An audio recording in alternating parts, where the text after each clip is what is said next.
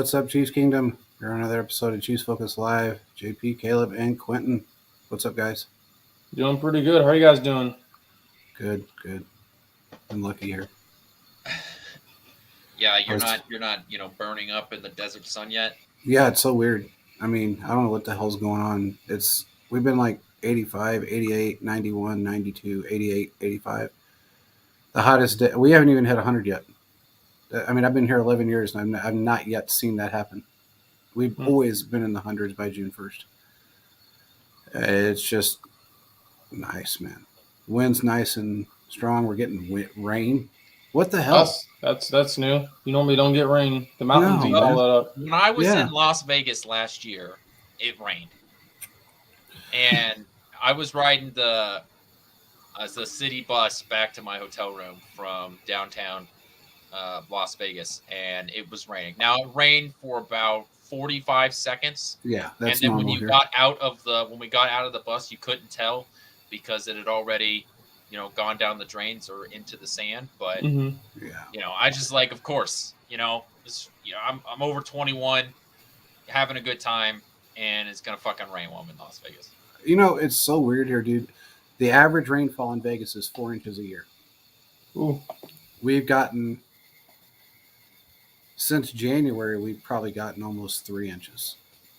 So that's really unheard of. I mean, there's so many bugs here right now, you'd think you lived in Alabama. I mean, it's just bug-filled right now. It's insane. But it's nice. I mean, the weather's good. Our humidity's up. It's to 14% now. So that's for everybody else. They're probably laughing at me right now. But it's pretty high, though, for Vegas, I'm guessing. Yeah, it's normally like between 3 and 8. Mm-hmm. I mean, But anyway, hey, man, we got a little bit to talk about. I know it's a little boring right now, but nice press conferences today, and I'll let Q kick that off real quick. Okay, let's start on the offensive side of the ball for just a minute. I want to talk about what Patrick Mahomes said. He was asked about Rashee Rice, and he said that, when a lot of young guys come in and athletic guys come in, when they run their routes, they just run them really hard. They're just going out there running as fast as they can using just their athleticism.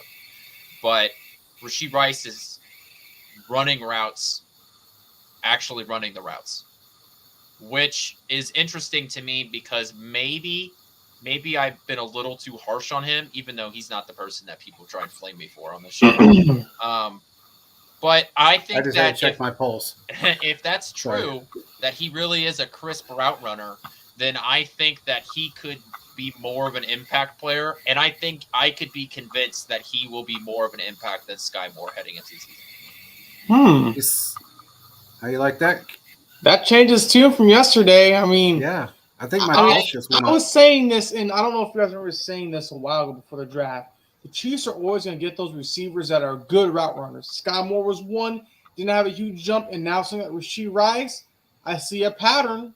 They're always going to go for the guy who's a quote-unquote best route runner. And Rashee Rice is pretty good. I think he's going to tear up the field, can do a lot of different things. And I don't know if he's going to get the 1,000-yard receiver like Phillip's been preaching and banging down the door in the chat. He's not on, but he'll probably be on soon.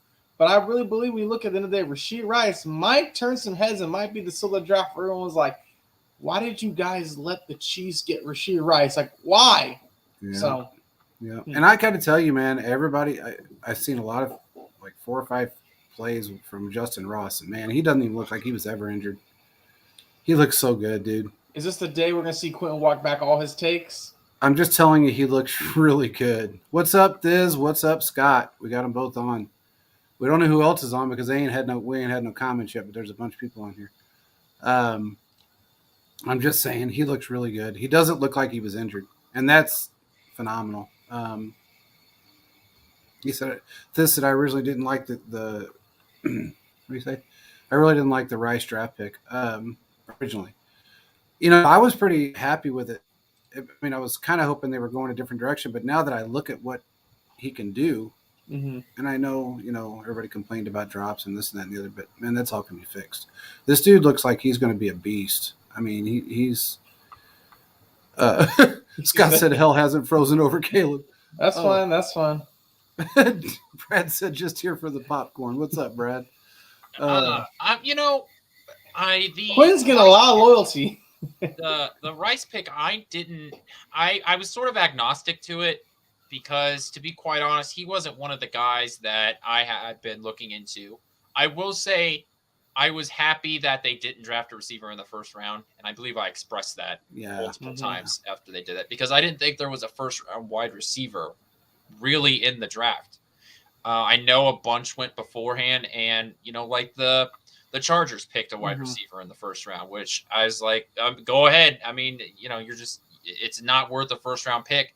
So when the Chiefs pick a wide receiver in the second round, I didn't have a problem with it. I was kind of surprised because I thought they were going to go offensive line because they went defensive end in the first round. So I thought they were going to get a wide receiver in the third round, but I have no problem with the Rashee Rice pick. I just think that, the getting into an Andy Reid offense, we talk so much about how complicated this offense is and that he basically carries around a Bible, how thick his playbook is. And so I just want to pump the brakes when we get a wide receiver in here, especially a rookie, about how impactful they're going to be. There are only 2 rookie wide receivers to be significant players in terms of actual yardage in an Andy Reid system, and they are Deshaun Jackson and Jeremy Maclin. So I will say, though, when you hear Patrick Mahomes, a lot of the times he'll just use like buzzwords, like every quarterback or every person ever that does a press conference over and over again. But to hear him specifically call out his route running makes me intrigued, and I'm going to pay closer attention to him, especially when training camp rolls around. What is your stat update for him? Yeah.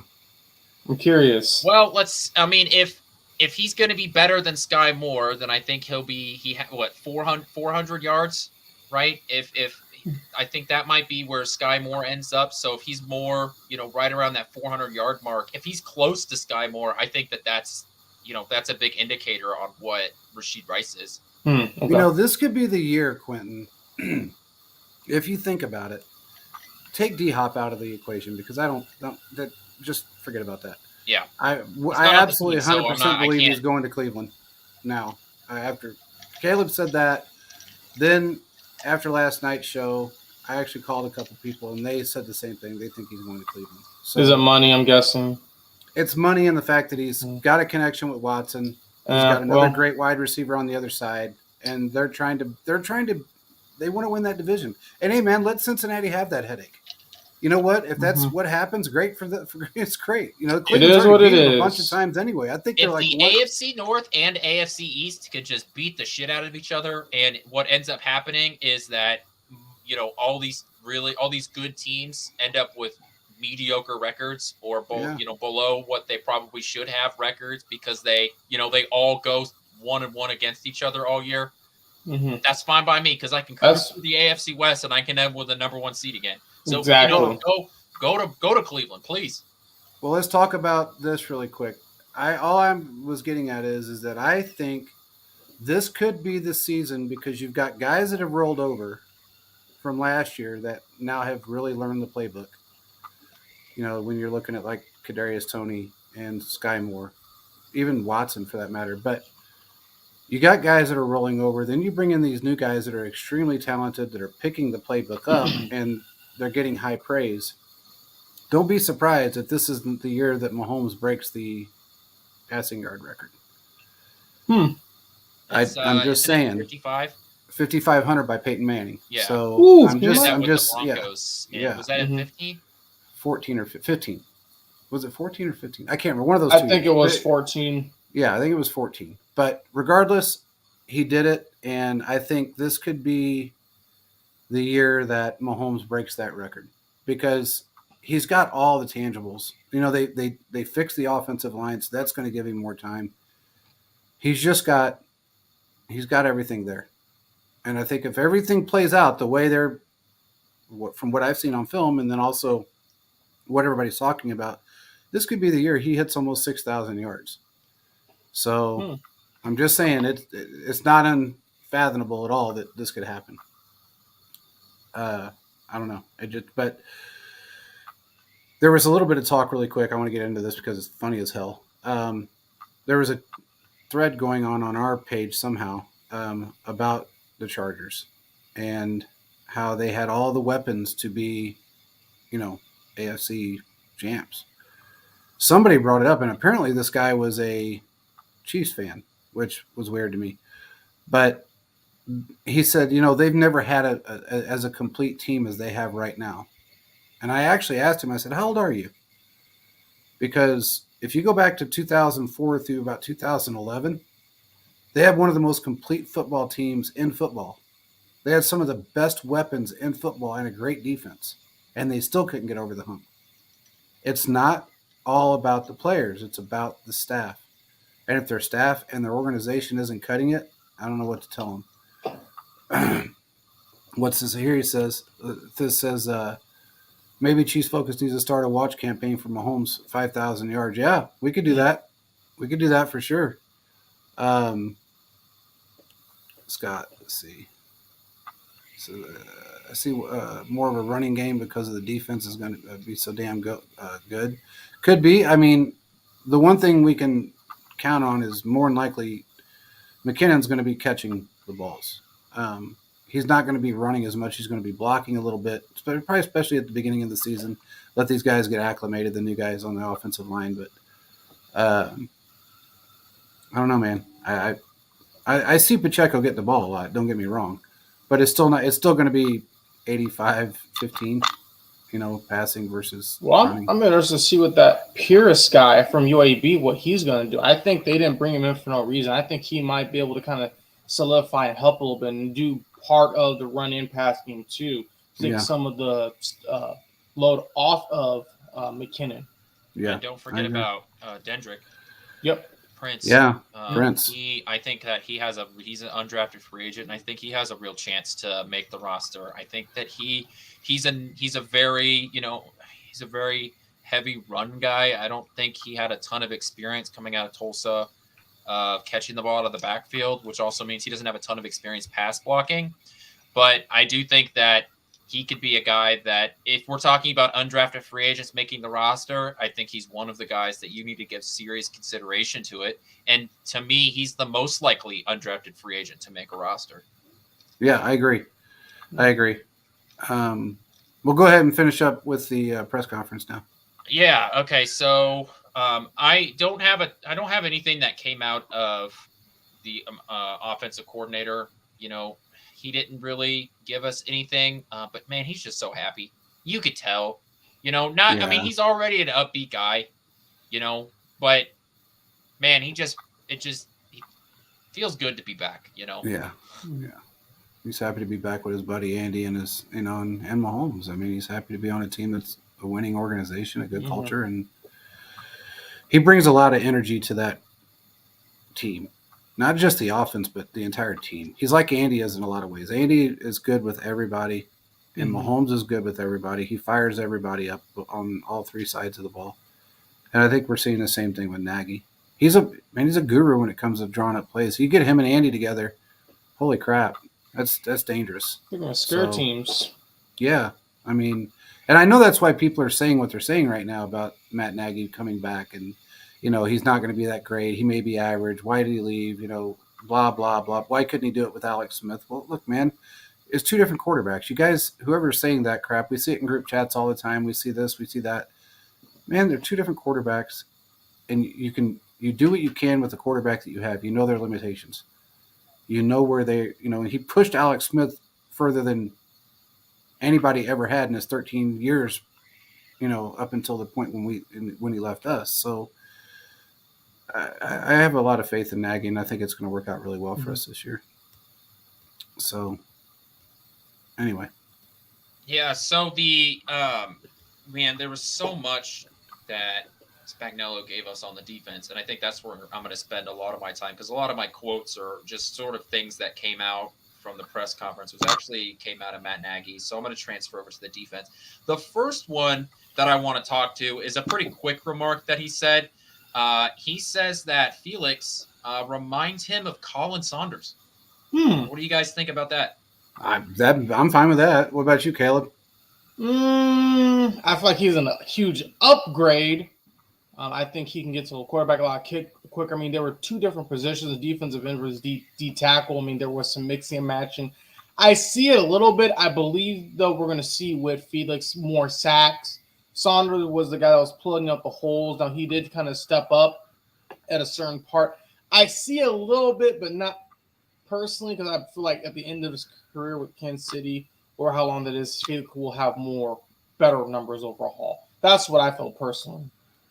I'm wondering if he's not more or less talking about his football IQ and the fact that he's able to read offenses and read the Maybe. run and read, uh, I mean, they're built differently, but I'm not going to complain about it if he's an upgrade to Colin Saunders.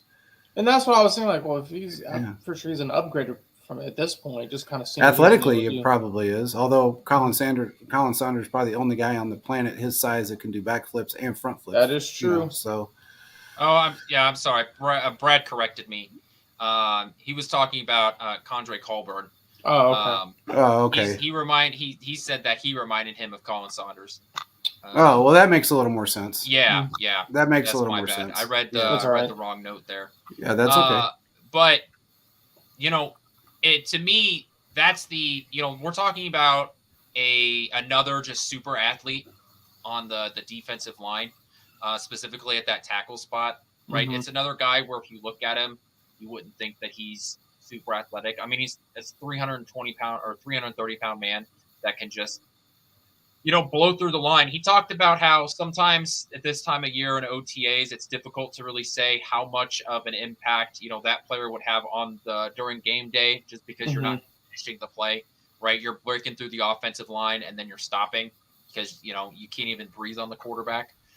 So it's hard to say, how good is he going to look in game because he's a rookie and you're not allowed to really finish plays.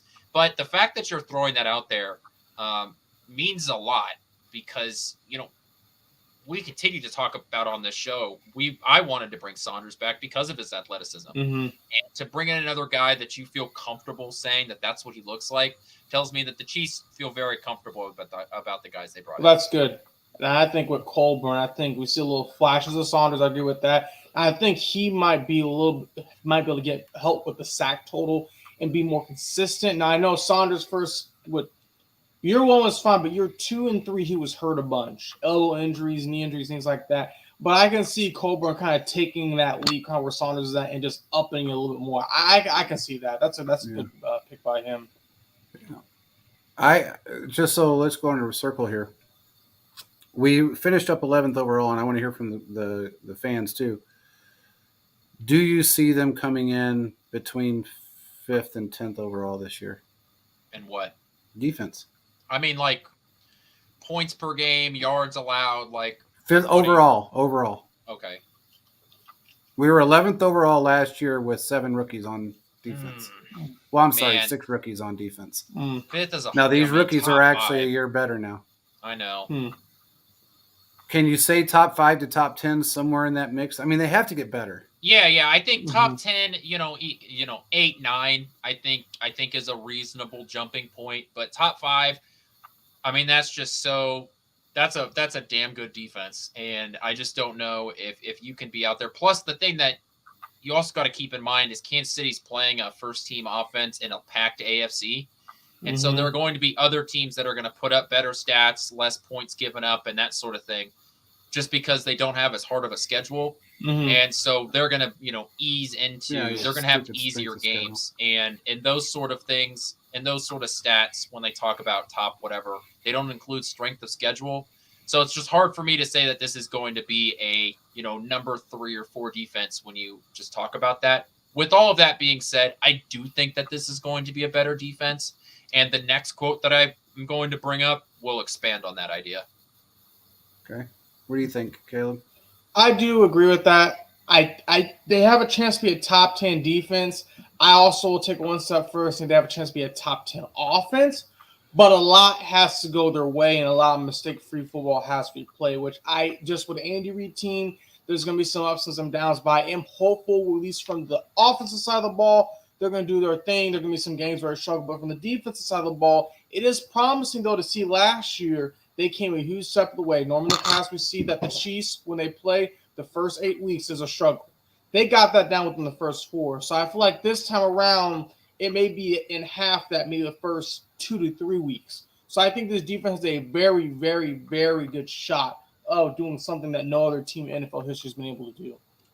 Well, as far as the offense is concerned, we were second overall last year, first in points, and second overall, right? That sounds all right. I think they're top 5 in pretty much almost every category besides the run game. Yeah.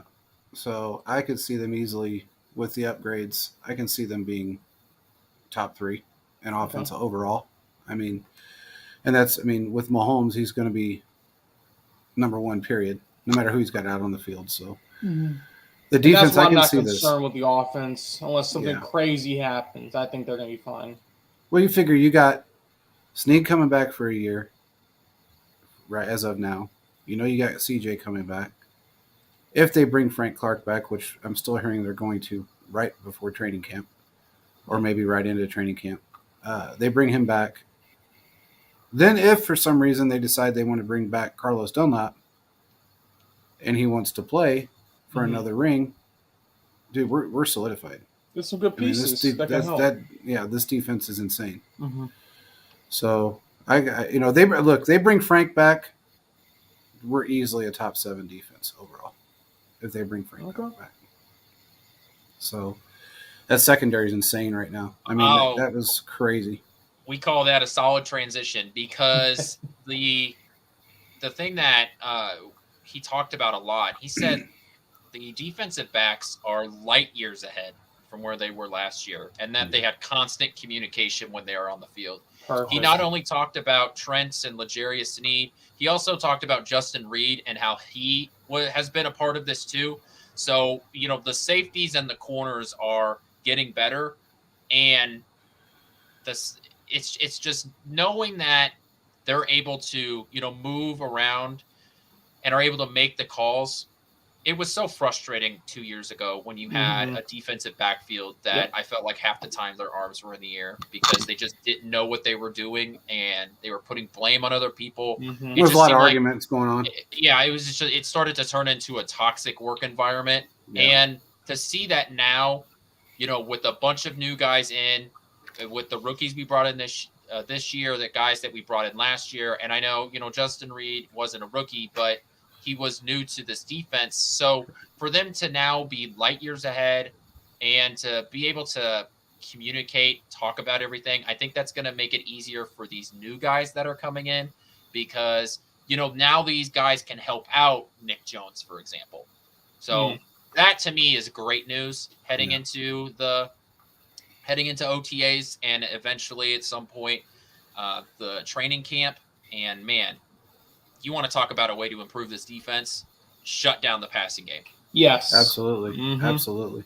Well, Scott says as long as we stay aggressive on D, hell yeah, top 5. The one thing you got to remember, man, is that we don't have Madison anymore. And we brought in a great secondary coach, and we also have a great defensive line coach in Joe Cullen.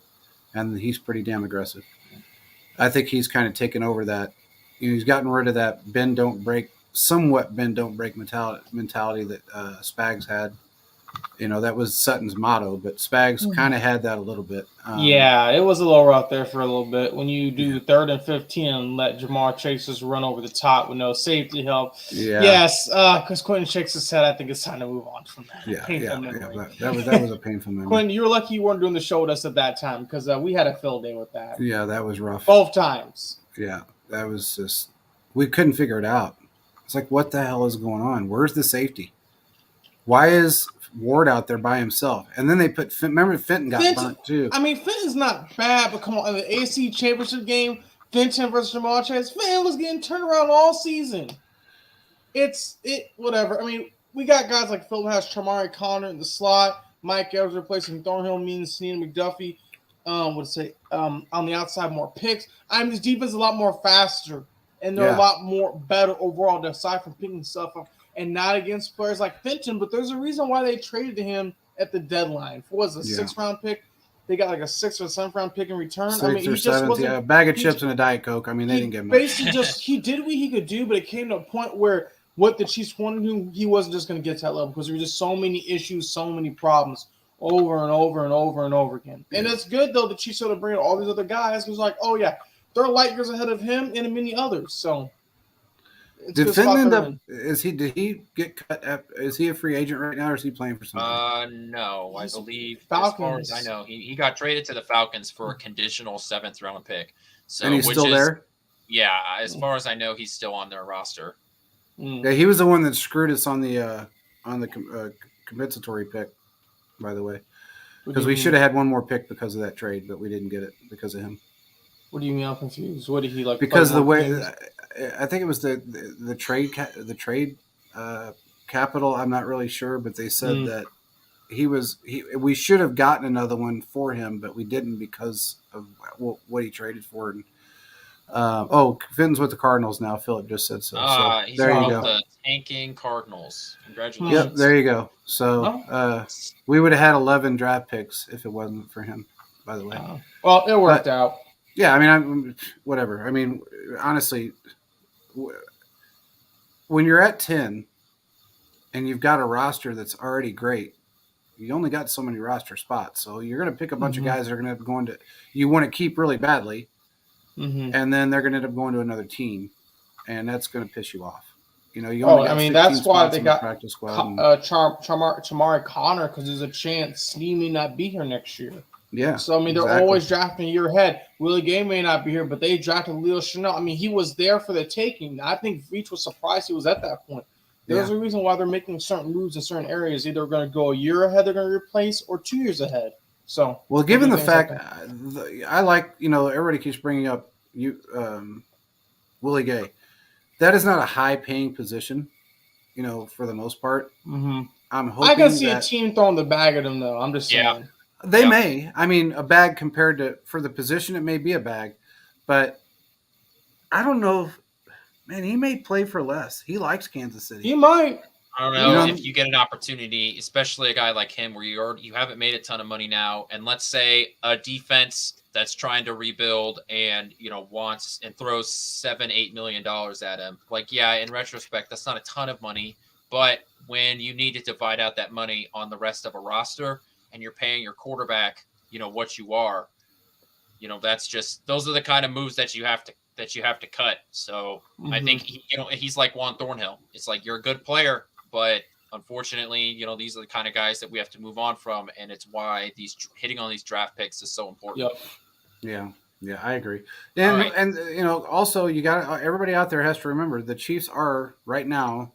We have the most restructurable money in the NFL. We can restructure right now. If we restructured everything, we'd have $83 million in cap space. So if that's what he wanted to do and just lose his mind and sign a bunch of players right now, he could do it. It just is what it is. So, you can bonus structure a couple guys, restructure a few, and you got $83 million sitting there on the board. So, and that's why, if anybody remembers, we talked about this last year. The Chiefs, if at the restructure point, we knew they were at least at $66 million, and they only restructured Mahomes. If you really think about it, so, and it wasn't for a ton of money; it was a little bit of money, but it wasn't a lot. So it's not like they went crazy on the restructures this year already. So they could potentially, if they wanted to, they could really bring on whoever they wanted to at this point. Not that they're going to. They've got a really solid roster. For everybody out there, making sure you don't have D-Hop in your mind because he's not coming to Kansas City. So, there's a chance. There's always a chance. Did you guys know he actually was down in North Kansas City? Did you guys know that? Was he at the Five Guys? He was at the Five Guys in North Kansas City. Then he went to Northtown and was running around the field, just saying. Yeah. And then he was hanging out at Gates Barbecue like 10 minutes later. It was crazy. And he's probably down the plaza looking at a nice house, a condo or something. So there's something out there. For those who don't know, whenever there's a high-profile free agent, people like to make jokes. You see the same pictures trending where there's one of Brett Veach and a Five Guys eating alone, and someone took a picture of him. Someone always crops Veach's head out, puts Hopkins or anyone else's head over it. So it's just kind of a fun joke. So you never know. You might see him anywhere. You might see him somewhere. So. Hey, you never know. I mean, he may be at Gates one day just eating, and then somebody will flip out. We've heard that. I mean, who was it? They said they saw him on 34th. I saw a player last year on 34th and Troost. I don't I remember I that. can't remember who it was, but they said, oh, we saw somebody on 34th. Oh, it might have been OBJ. They said we got OBJ on 34th and Troost, and come on, man. They're just making stuff. I think I did see Yeah. something one I time don't know where if they I were want like, to hang out on 34th and Truce. That does sound like a lot of fun. well, I It's think not. someone one time was saying that people were actually like driving around looking for him because they were that gullible, but I can't confirm jeez. that.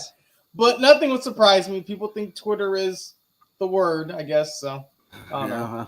You got anything else in Think a that press lot. conference? Yeah, I Courtney? do. I've got a couple more here. I'm going to stay in the backfield. Nick Jones is officially listed as a defensive back. Okay. And today, Spagnuolo talked about how he was playing as a nickel corner. He was playing in the nickel and was productive there. So, I think that, we talk about how Kansas City loves flexible guys and guys that don't really have one position.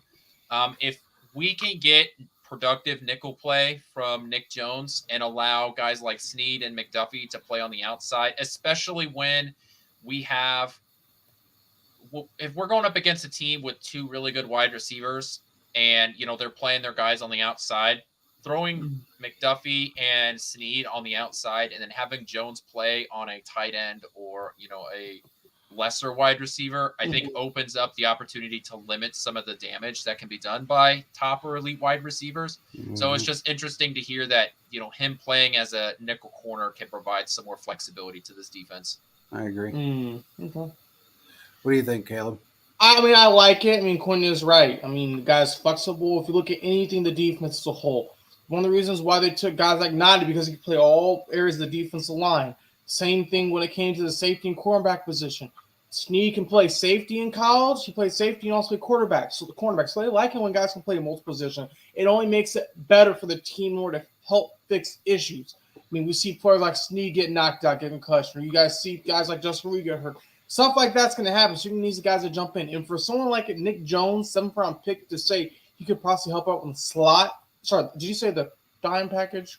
He's in the nickel spot. Sorry, the nickel spot. I mean, that's important because if you can find guys that can work in those different positions for the cheap, it's just going to make everything better for this team to continue rolling through and do what they're supposed to do. Especially because base defenses are becoming less and less, right? As teams run the ball less and look to pass on 1st and 10 more and more, your base defense almost becomes your nickel defense, where you're throwing an extra defensive back out there instead of an extra linebacker. So if you can find quality defensive backs, corners or safeties that can play that nickel spot, and somebody's bound to get injured. So if you have a guy that you're comfortable with putting there, once again, it opens up flexibility, adds depth. This is the kind of thing you want to see with your rookies coming out, especially on a complicated defense. That's right. Yeah, I agree. Okay, last thing here on the defensive backs, and then we'll move on to the defensive line here for one more thing. So he said that both Trent and L'Jarius Sneed played on the inside, but C. Spagnuolo was looking for someone else to come out and to show out. So what I found interesting about that, we know L'Jarius Sneed can play on the inside. We know he can cover that slot guy. Interesting to hear that they had Trent McDuffie covering the guy in the slot. That is pretty interesting. That makes me think that one of the guys that they have could possibly play on the outside in the event McDuffie either gets hurt or they need to put him on the inside. I don't know who it is maybe specifically. I know Chamari Connor is kind of more of the slot guy, but I think he can also play outside because he did play safety in college. I don't know. That's very interesting to see. Again, I think they're just kind of mixing and matching and trying to figure out what packages work in certain situations, getting more well-versed with the different positions. That's what I feel personally. Yeah, I agree with you. I think they're just, they're moving people around. They're finding their niche. And they're going to see where they fit the best. And that's the one great thing about our team is that they find fitment. And that's what I think that's what keeps us where we're at every year in and year out, is that we find the people that fit in the positions. And if they, and versatile players, guys that are, that can play 3 different positions and play them well. We have that. We have that in Snead. We have that in a lot of players. Just in general, we have that. So, well, you got to. Yeah, that's how teams survive. I mean, if looking back at the what game was it? Was it the Jaguars game that Snead got hurt, or I'm thinking a year prior? One of the years Snead got hurt, and they had someone to come in for him. And luckily, the guy performed well. And I believe the reason why is because they knew he could play well that position. He was more well versed. And it could That have was been a this whole. past season, wasn't it? I think it was one of the playoff games, so it had to be the Jaguars then. If Yeah, it was. I'm I think it was the correct. Jaguars game. So I mean, you just need well versed guys. You have to. That's your plan B or plan C or maybe a plan D or E or F because you never know what's going to happen. It's a violent game. People get hurt. A lot of stuff can happen. A lot of stuff can change. Yeah, the Rams, part of the problems that they had is they were going by this stars and scrubs mentality where you've got, 4 or 5 stars, couple on your offense, couple on your defense, and then it's just get a bunch of guys and we'll figure it out. And then we saw this year what happened was their stars got hurt. They lost their quarterback, wide receiver, best defensive lineman, and Yeah. they sucked. So when you go to that stars and scrub mentality, you open yourself up to losing those guys with injury. And what Kansas City does, some people would say that Kansas City also goes by that stars and scrubs mentality. But the fact is that Kansas City, their quote unquote scrubs are guys that are athletic and can play around the field. And so they're just more valuable. Okay. They're not stuck in this rigid spot where it's like, okay, you're a corner, you have to play corner. Instead, they go out and get guys that played corner and safety in high school. So, or in college. So they're not scrubs. They're quality players that can play all around the field and can be productive in any situation. And so I think that comes from their ability to draft well. Scouting is a huge part of that, but also coaching and knowing that the guys you're bringing in can be molded into what you want. And I don't mean to backtrack a little bit. I think that falls on the offensive side of the ball, specifically the wide receivers. If they're saying, if Mahomes is saying Rice is able to do this, then that's showing he can run a lot of different routes in the route tree, put the X, the Y, or the Z. So I think this is just a whole organizational thing as a whole, where Beach is like, we need to find guys that can play multiple positions in different areas. You can't just get a Des Bryant that's just going to run the X. Yeah. Yeah, I mean, that's the biggest thing. Yeah. And that's what they're coming out of college like now. So yeah, you have to be versatile. You have to be multifaceted. And if you're not, the likelihood of you being on like a Super Bowl contender is not really high, depending on what all the cards and stuff that happen and fall into place. I agree. Yeah, the organization mentality is there of being able to find players that can do multiple things and not just be able to do them, but do them well. And looking for guys that even if they don't have a ton of experience doing that, but just that little ray of sunshine that it's like, well, I think he's done it. I think he continued to do it. And then trusting your coaches, whether it's your coordinators or your special coaches, your position coaches, to be able to get those guys to do what you need them to do. I think it is an organizational mentality. And it's the reason why Kansas City continues to keep their Super Bowl window open. It's not just because of Patrick Mahomes. It's not just because of Andy Reid. It's because you can get some guys in here like a Trent McDuffie in his first year and to be a quality corner, or to get a L'Jarius Sneed in the 5th round and have him be arguably your most important defensive back on a defense that for the past years has seen some of its struggles. So it's a organizational mentality that continues to prove successful. Yeah, I agree. I mean, we went from, if any, people, I'm sure they remember, I think 2018 we were 31st overall. 2019 we went to the Super Bowl 27th overall. 2020 we were 23rd overall. 21 I think we were 17th overall, and in 22 we went to 11th overall. That's just progression, but a lot of that has to do with the coaching. I mean, it just does. Sam Madison was terrible. He was just terrible. He wasn't. It's part of that was on Spags too. It was because Spags you allowed can't forget him. Spags letting things happen as a coordinator. Absolutely. Absolutely. So I mean, you're 100% right. But yeah.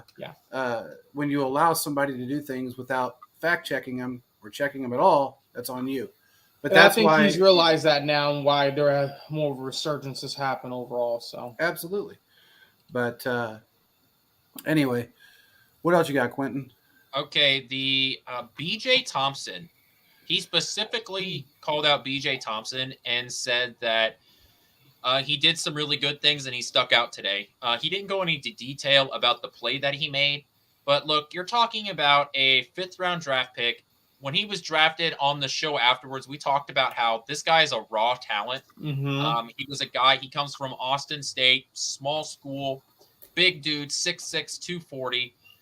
Doesn't have a ton of different, like, diverse moves, but you see the talent there. And so for Spagnuolo to come out and say, we were right. It's a very raw talent.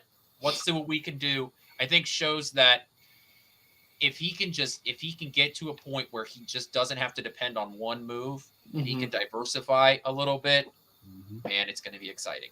And I think he's one of those guys that could possibly sneak in to get 3 to 4 sacks possibly this season. I mean, come from he's an athlete, obviously, but obviously he's going to need to upgrade his moves. But you have guys like a Frank Clark who probably will sign back, but a Chris Jones, many other individuals, a Karlaftis, that know different pass rush moves. And Hali has been around the organization. He's probably going to teach him a thing or two as well. So for a guy with that much around talent, I really feel like someone like him is going to shock a lot of people seeing what he's going to be able to do. I think he has the opportunity to do more than who's that edge rusher we have out of Michigan? Not Frank Clark. It's the other guy. He starts hot at the beginning of the season. He kind of fizzles out a little bit. Mike Dana? Yeah, Mike. Mike I feel like he has a chance to probably exceed a little bit more what Mike Dana's been doing. But I think this rotation of whole is looking great, brighter and better every single season. Yeah. I want to give a shout out to Tomba really quick because he was not feeling too great the last few days, and I talked to him a little bit. He was going through some pain. Sucks when you're an athlete and you have to go through this, but it's a very strange thing. Women and athletes go through this, and it's because of the shoes that you wear. And he was going through some foot pain that was unbearable for a man that goes through, put his body through hell for, many years. But he's doing better now, thank God, and he's back on the mend. So, but he was in a lot of pain, and I'm just glad he's feeling better now. It sucks that he's going to have to go through that. I mean, he just turned 40 years old, and he's going to feel that for a while now. So, but anyway, I just want to give a shout out to Tomba because he's a good dude, and I'm hoping I'm glad he's feeling better. What Brad say here? He brought up Charles Omenihu, which is funny because he's right. Like, we're talking about some of these young guys that we don't even know, and yet we've got this guy that played in arguably, one of the best defenses over the last 3 seasons, and now he's in Kansas City. And it's weird because I've seen him talked about as a defensive tackle. I've seen him talked about as defensive end. He played both while he was in the 49ers system. When he first got here, I thought of him more as a defensive tackle, but it seems more and more he's becoming a defensive end in this system. So once again, we've got a guy who's flexible, and he's a proven talent. I can't believe Kansas City was able to snag him because, we're talking about a 25-year-old that, has proven that he's a quality player in here. But, he's right. Charles Omenihu, on top of all these guys, I think this defensive line, if it hits the ground running, we might be talking about one of the better defensive lines in the NFL. Yeah, if not the best defensive line in the NFL, especially with the record or the schedule that we have right now. Phillips got something up here. He says Thompson will develop his craft to be a quality addition to this defense. Reminds me of Leonard Floyd, Rams, Bears. Oh yeah, Leonard Floyd. I actually forgot about him. Man, he's a good ball player. I like the way they're. If you look at the San Francisco 49ers and how their defense has been over the past, 5 years, 6 years? It's top 2 all the time. We're bringing guys in that, like Unaminihu, that was from that system. And if you're going to bring somebody in from that system, you're doing something right. I'm sorry, but you are. We're kind of mimicking what they do on the defensive side of the ball. Now, offensively, of course, it's a different ball game. Yeah, you can look good in Andy Reid's system, but you can't be great unless you're great. But I think what we're doing defensively is going to put us, especially on the defensive line, we are probably going to have the top defensive line in the league. And with our schedule, you can't say that, strength of schedule has anything to do with it because we got a pretty damn tough schedule this year. So I don't know if anybody's looked at that, but it's rough.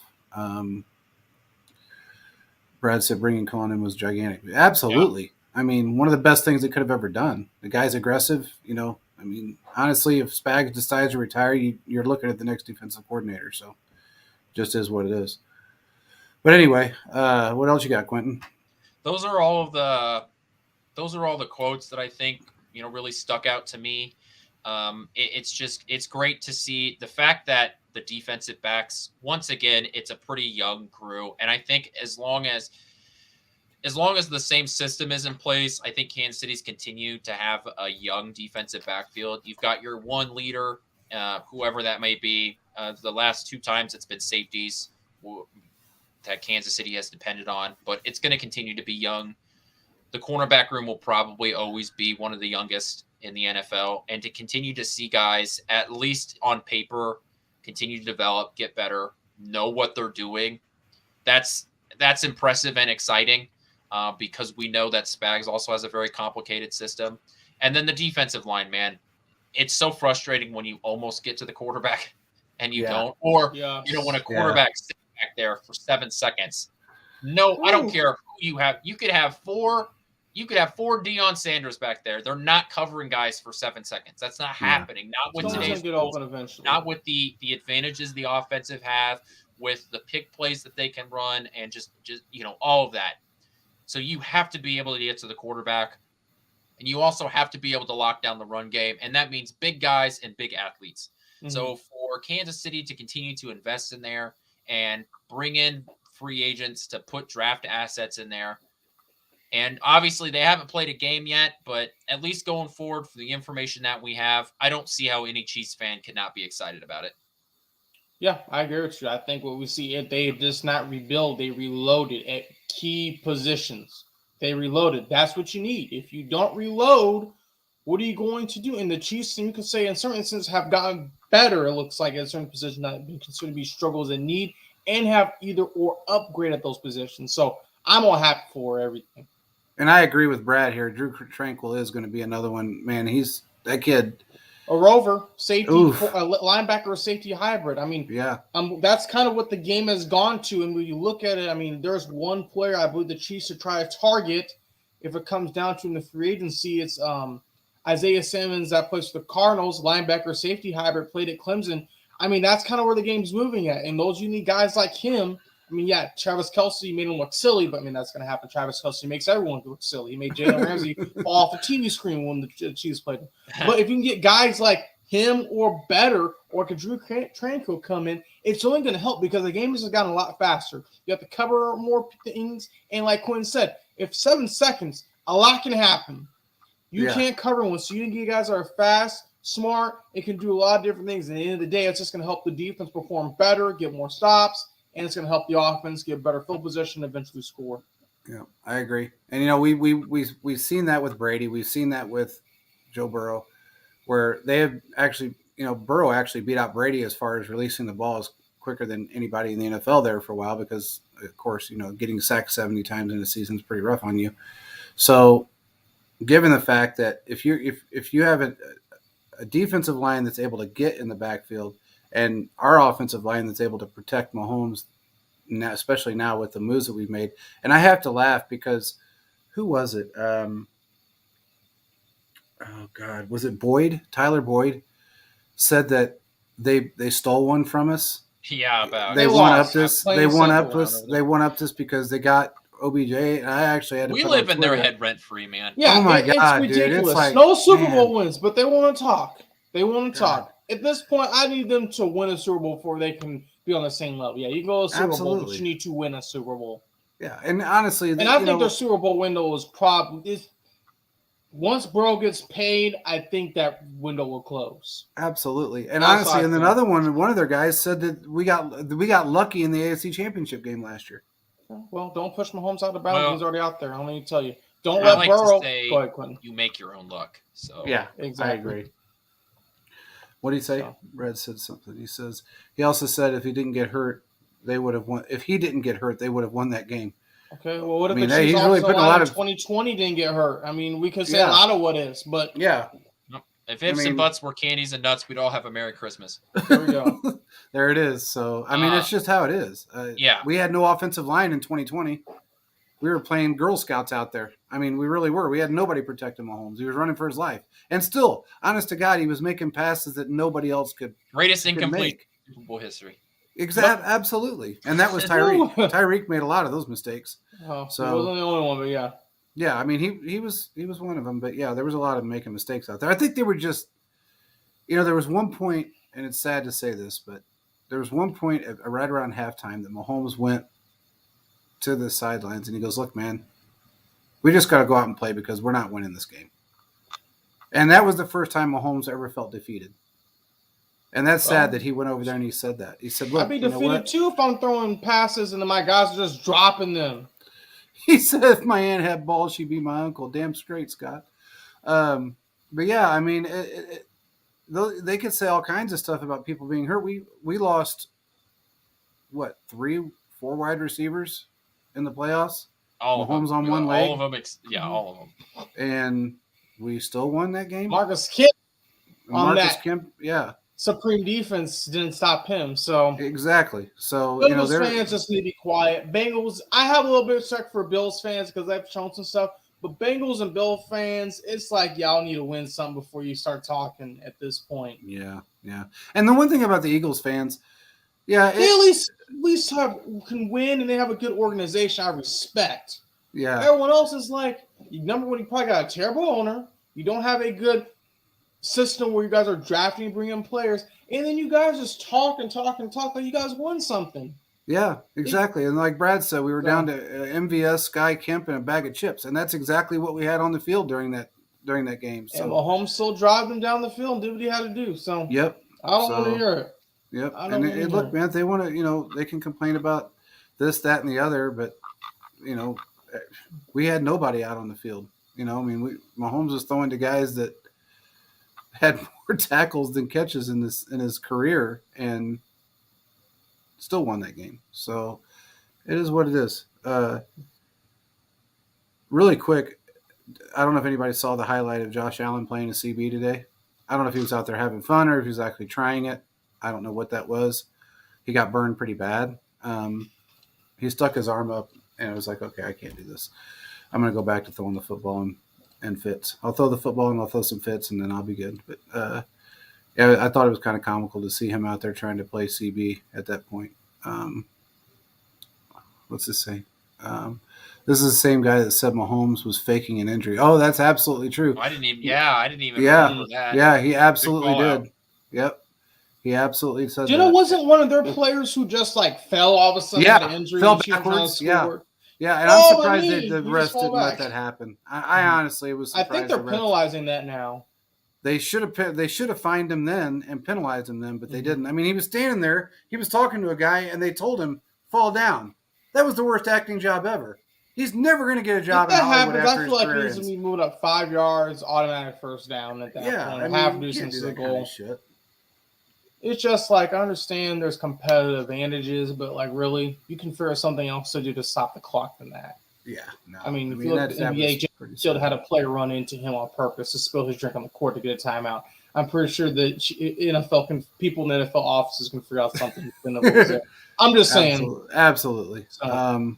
Absolutely. And yeah, we had no. And Brad's right. We didn't have any Snead in that game. Remember? That's what I was saying. Yep. Mm-hmm. Yep. So we had so many injured players in that game. I mean, it was like, damn. I mean, it was scary there for a little bit because we were dropping people like flies. Mm-hmm. And for a little bit, it was like, oh man. Mm-hmm. I mean, we had nobody.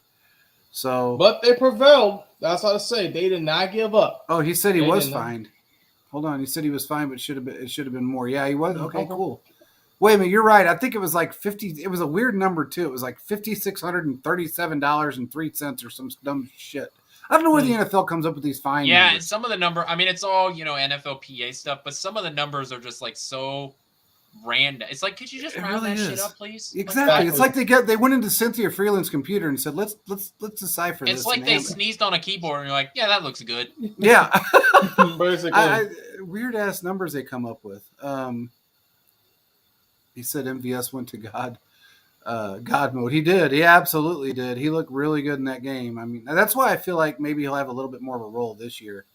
Or maybe, I don't know if it's so much of a role, but I think he'll have more touchdowns than he had last year because he only had 2, right? Yeah, I think that for this wide receiver core, touchdowns are going to be so flexible Like I think yards for these guys will stay stable. At least during the Patrick Mahomes era, if you've been in the offense for a few years, I think your yards will stay pretty consistent because that just determines how much you're on the field. But Yeah. touchdowns, I think, are just going to be so up and down depending on who you are outside of Travis Kelce, because I just feel like a lot of that is the timing of you being on the field. And outside of Travis Kelce, Kansas City doesn't have that wide receiver where it's like he's the red zone guy. It's more like whoever's open. That's backyard football. I'm sorry, but that's what it is. It's backyard football. It's a spread offense in a backyard football situation. They know after the first 3 or 4 series, they know exactly who they can play in different spots and who's going to be on the field the most because they know who's going to get burned, who they're going to burn. They know if Tony's going to burn somebody. They know if Sky Moore's quicker than somebody else. They see it after the first 3 or 4 series. And if a defense doesn't make adjustments, is what it is. I mean, we've seen that happen over and over. And if they do make adjustments, we readjust and we move things around. So it's such a crazy thing to watch us play this game, and such a blessing to have this happen. Somebody brought it up to me the other day. He asked me, he said, I was talking to a guy today, and he says, you're a Chiefs fan, huh? And I said, yeah. He said, he said, are you a bandwagon fan? And I said, no, there's a lot of them out there. I said, but I've been around for the long haul. And he says, oh, you talking about since like 2008, 2009? I said, bro, since 1970. I said, I was born in 1970. I said, I've been through all the hell. So he goes, oh my God. I said, yeah. I said, the ups and downs were ups and downs, real ups and downs, not just this. Mostly downs. Yeah, mostly downs. It wasn't this, 2 or 3 bad seasons like we had from, really 9 to 13 or 9 to 12, but it was really bad. And he just said, wow. He said, I can't believe you lasted that long. And I said, what do you mean? He goes, I would have switched teams. I said, you can't. Loser. He killed me. I lost all respect for him after Loser. that. Yeah, I'm done with you now. You get a team, you stick with the team. Damn Why do right. you think they're Browns fans? Yeah, exactly. I mean, you don't see the Browns have been terrible their entire existence. And yeah, I didn't choose the Chiefs. The Chiefs chose me. And there we go. Yeah, that's exactly right. Trust me, if I could change teams, I think the one wearing blue in this city wouldn't have any left. Yeah, I was born with a Chiefs hat on, so people can say what they want, but I popped out with a Chiefs hat on. It was an old one, but I popped out with it on. So, sure, my mom wasn't happy, but is what it is. Anyway, I don't know what else we got, guys. It's been a pretty good show. I think we pretty much covered everything. And topics that I got outside of those press conferences. What's that, brother? I said that was all of the defense I wanted to focus on. There was a ton from the defense, but that's all of my thoughts from the press conferences. Okay. All right, really cool. Oh, Brad, I love you. You get the Taco Bell ding. Justyn Ross. Yeah, he's good. And apparently everybody loves him. And he's getting a lot of praise. A lot more praise than Quentin's giving him. You got to earn it. I think he is. He looks like he hasn't been injured. He's playing so well. I mean, so well. He looks so good out there. And I understand they're not playing like press and they're not doing so much, but they're in shorts. He better look good. Well, regardless, he runs great routes. He doesn't look like he was injured. He's fast, big guy. I don't know, man. I mean, he just looks like he's going to be one of those guys this year. I'm just telling you. He's going to be one of those rotational pieces that surprise a lot of people. And Mahomes is really high on him. I mean, he's really high on him. And for the Chiefs to sign him to a contract while he's injured, that says a whole lot to me. I mean, it really does. It says a whole lot. So I know you're a doubter when it comes to Justyn Ross, but I think he's gonna prove some people wrong this year. So, what do you say? He said, we were born when the Chiefs were here. Absolutely. Absolutely. I mean, what was it, 2 years? What year did they move over? 1967? They came to Kansas City? Is that right? I think so. Yeah, because they were the Dallas Texans in '66. So I think it was '67 when they came over to Kansas City.